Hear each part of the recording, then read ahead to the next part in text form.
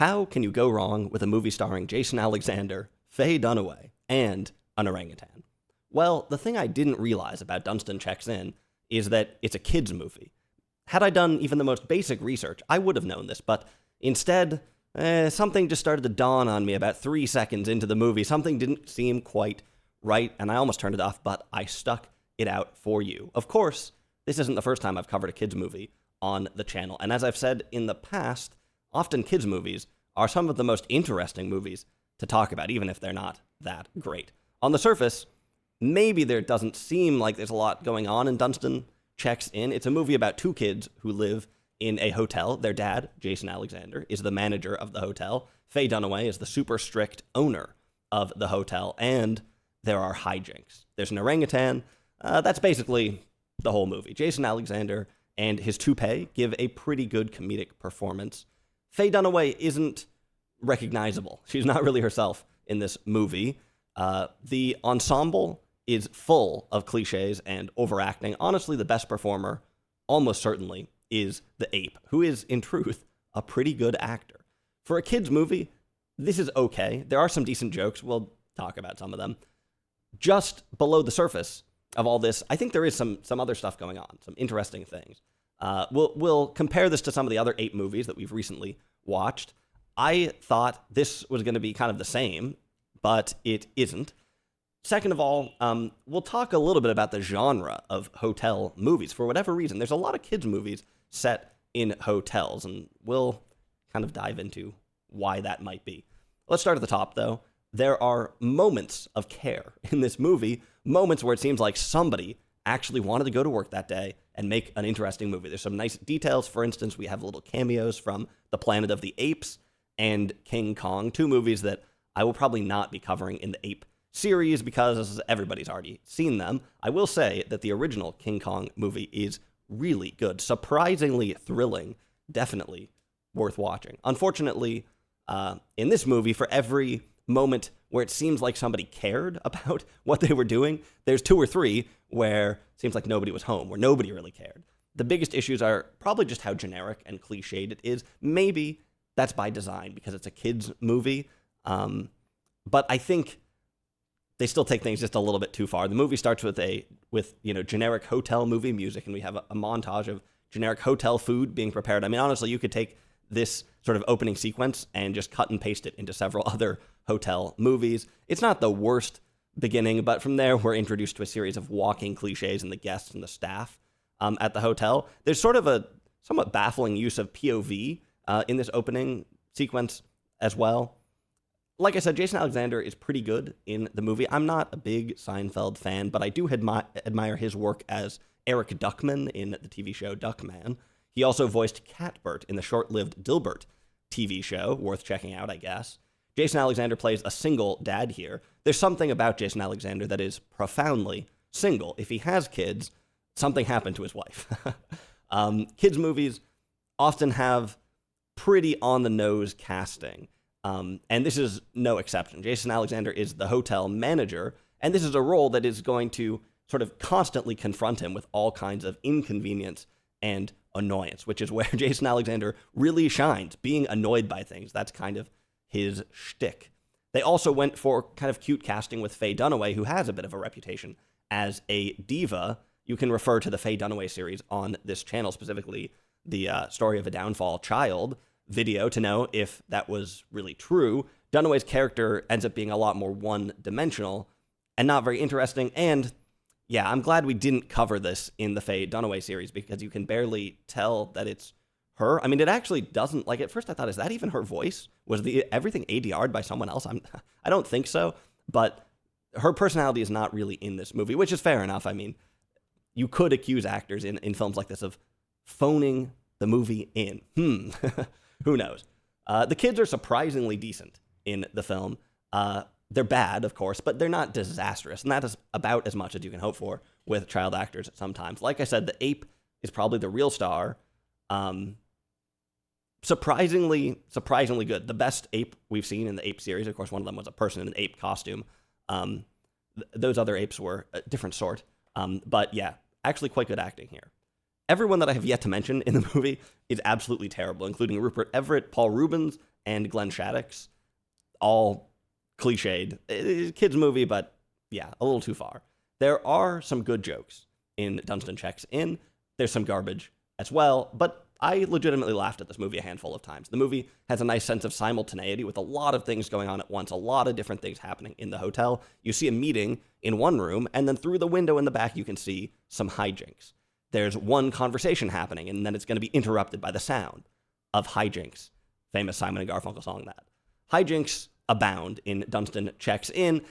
Yeah, it's a little harebrained, but there's some good stuff here, and the movie, at the very least, is not totally predictable. Anyway, let's get to the more interesting stuff. In previous ape movies, we've had some very similar dynamics. An ape mimicking the adult world, that's kind of been the dynamic. Most of the jokes in our last two movies come from an animal doing human things. In Dunston Checks In, it's actually a little bit different. Rather than trying to be a human, Dunston passes through all the various subplots in this hotel and tampers with them. He's kind of a playful saboteur. He's not trying to fit in as much. It almost reminds me of like Chaplin's Tramp or something like that. This is poking fun of humans in its own way, but it's not the same as the last two movies. And honestly, after the last two movies, I thought, wait a minute, should we just end the ape series right here? Because it seems like every single movie is the same. This one, it does have a couple of moments that are shared. We do have, the classic moment where someone thinks that the ape is going to be a human. Jason Alexander thinks that, there's a human who's snuck into his apartment or something like that. It turns out that it's an ape, and there's a bunch of dramatic irony and then a big reveal. That has been a staple in all of the movies. But truly, this one is a bit different. Like I said, not as much about like, haha, ape trying to assimilate, but more an ape being mischievous, right? I think you can see how children might relate to this innocent trickster who can climb out of the windows and shimmy through the heating ducts. In some ways, he's the ultimate version of the kids who live in the hotel, who are themselves insiders and tricksters. Let's talk about hotels a little bit. Like I said, there's a lot of kids' movies about hotels. And you can go all the way back to the 1950s to find the Eloise books about girl living in a hotel, written right down the road at the Plaza Hotel. I think it's speculated that character, Eloise, at least the appearance of her, was based on a young Liza Minnelli, the granddaughter of the author. Kay Thompson, I think is her name, something like that. A more contemporary example, of course, would be The Sweet Life of Zack and Cody.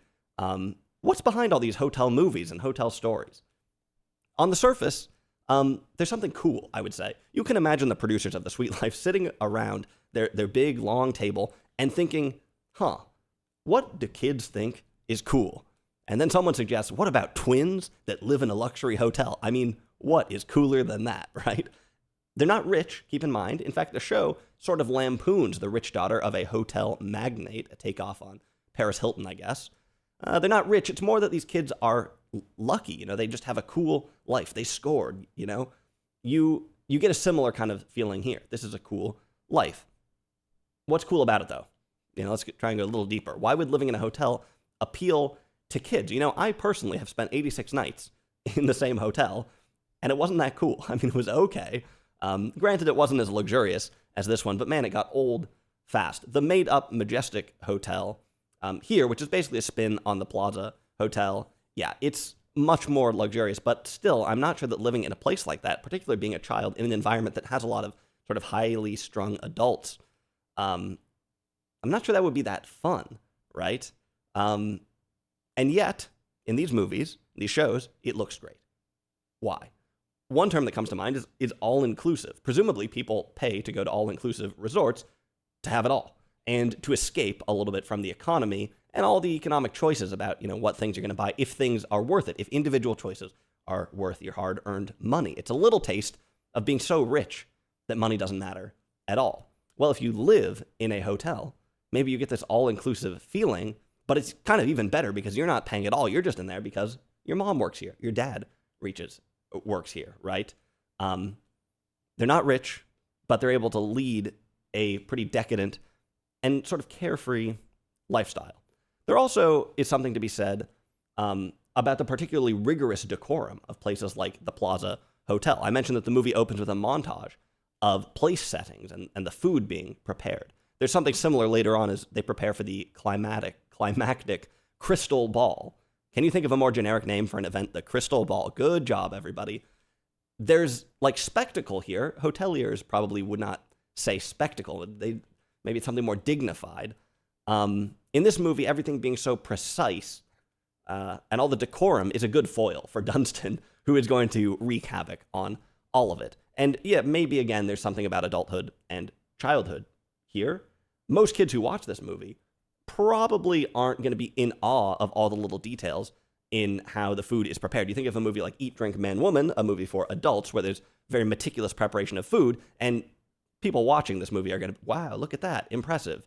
There's a lot to that movie, and there's a lot of interesting things in it, but that is one thing that pulls you in. I'm not sure that kids are going to have the same view of things here, but maybe they are struck by the adultness of it to some degree. For kids, the hotel offers them a way to participate in an adult world, in adulthood, while still being free and mischievous, while still being kids. We never see the kids go to school in this movie. That's interesting. Presumably, they go to school like anybody else. They don't think they have a school in the hotel, right? But we never see them leave. We only see them in this adult world. All the staff know who they are. You know, they know all the shortcuts. They're part of the adult world, but without any of the responsibility. It's a fusion of being an adult and being a child. And isn't that really what all of us want? Being a part of the adult world is a very common theme in kids' movies. To go one step further, they're also a part of an urban world, urban life. The hotel basically replaces the city. Jason Alexander mentions that their kitchen is better than the best restaurants in the city or something like that. Or you can get the best steak in the city right here. When people occasionally leave the hotel, it's via the concierge. It's via this grand sort of entrance portal, as if everything out there is just another wing of the hotel in some ways. Now, there are some practical advantages to taking an entire city and putting it into one building, but there are also some psychological conveniences to this, which I think children and parents are big on. You can experience urban life all from one safe place, all from one safe set, and you don't have to get permits to film out there, you know? If you're watching from the suburbs, you can get a hint of the excitement and the strangeness of the city without seeing a single homeless person in this nice lobby, and you can still be a kid. Now, when Dunston checks in, there's actually a couple of interesting little moments, a couple of interesting little tricks regarding the city. First of all, it's not totally obvious where they are at first. It seems like, well, come on, it's New York. But Jason Alexander only ever really says the city. Well, I mean, that must confirm that it's New York, the only city in the world. Really, though, it reads like they're trying to avoid saying where they are. They're in some sort of witness protection program or something. We're going to go out there to the city. We do get a nice exterior shot of the hotel at one point, and the Empire State Building is in the background, but it didn't look quite right to me. I paused the movie here and was taking a peek at this, and things did not add up. It turns out that it's actually a hotel in Los Angeles, grafted onto a New York skyline. Some interior filming was done, I think, at the Dorchester in London. So they're being a little bit evasive with the location, at least until the very end of the movie, when Jason Alexander accidentally says, oh, yeah, well, that was New York. A little bit odd, but maybe sort of telling, given the relationship of the hotel to the city in general, and the fact that we never really go outside. Interesting. Okay, the last thing about the hotel is that it sort of replaces a parental figure. An interesting similarity between this and the Suite Life, and I think Eloise as well. Okay, brace yourself for this, because this is legitimately, I think, really interesting. All of these things feature missing parents, incomplete families. I guess you'd say they don't feature missing parents, but yeah, incomplete families. Here, we have a single dad. It seems like mom died. In the Suite Life, it's a single mother. I haven't seen enough of the show. I don't know what happened. I think they're just divorced or something. I haven't read Eloise, but I think she's raised by a nanny, and sometimes you hear about the mom, but dad, not so much, something like this. Is this just a weird coincidence, or is there some subterranean cultural logic that tells us that a family cannot live in a hotel? Sure, single mom, you can live in a hotel with your kids, but a family, no, that's impossible. It's a purgatorial place, somehow, right? Not a place for a family. Place full to the brim of comings and goings. And while the kids, they might think it's pretty cool to be here, aren't all of these things, kind of sad stories. Missing parents, families broken apart, a little bit like an orangutan taken out of nature and brought to a big hotel in a city. Interesting.